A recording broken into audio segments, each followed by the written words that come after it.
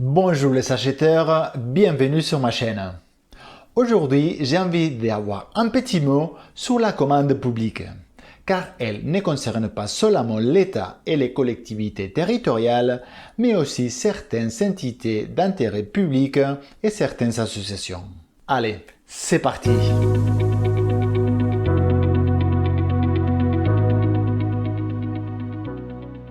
Les établissements soumis au code de la commande publique répondent aux conditions suivantes. Elles sont financées majoritairement par l'État ou les collectivités territoriales.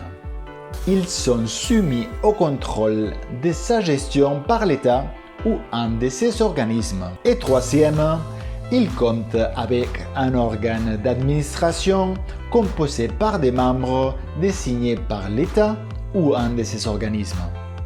Les plus connus, c'est les EPIC, établissements publics à caractère industriel et commercial. On peut citer quelques exemples, comme le CNES, le CEA, l'Opéra de Paris, les ports autonomes, la RATP.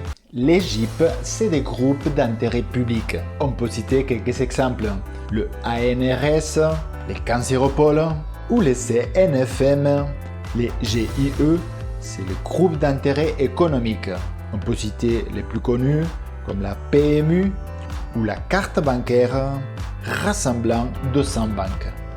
Sur les fonds, le processus achat ressemble beaucoup à celui du privé. C'est sur la forme que tout change, car la commande publique doit respecter 3 principes fondamentaux. La liberté d'accès, l'égalité de traitement entre tous les candidats et la transparence des procédures. Et c'est justement pour respecter ces 3 principes qu'a été mise en place une méthodologie très précise. Je vais éviter de rentrer aujourd'hui dans les détails car ça serait très ennuyeux pour vous. Alors, comment ça se traduit au niveau pratique?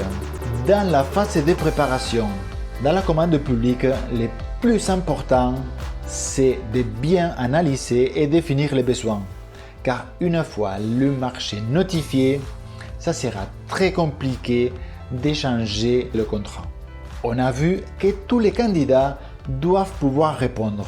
Il est interdit de privilégier les acteurs locaux.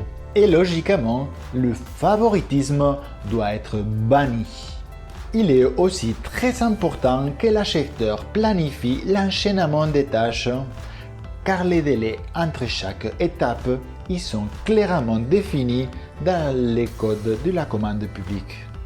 Attention au choix de la procédure car elle est différente selon la nature du besoin ou le montant de l'affaire.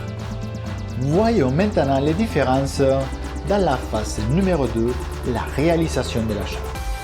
La publicité de l'appel d'offres est accompagnée de toute une série de documents obligatoires. Une fois l'appel d'offres lancé, il est interdit toute communication avec les candidats.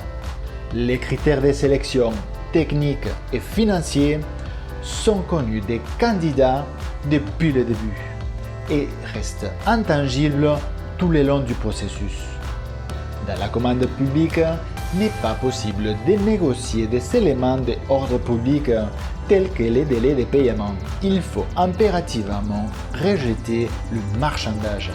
Un rapport d'analyse d'offres doit être présenté à une commission pour validation et transmis a posteriori à la préfecture dans le cadre du contrôle de la légalité de la commande publique. Dans cette troisième phase du processus achat, le suivi fournisseur ne diffère pas beaucoup de se pratiquer dans le privé. Nous arrivons à la fin, j'espère que le sujet vous a plu. C'est sûr que c'est une partie très spécifique des achats, mais elle existe et ça a le mérite d'être expliqué. Dans d'autres futures vidéos, je rentrerai plus en détail, éventuellement dans certains points de la commande publique. Mais bon, pour l'instant, je voulais vous donner un aperçu général. N'hésitez pas à laisser vos commentaires, vos suggestions. Et si tu ne veux pas rater les prochaines vidéos, abonne-toi.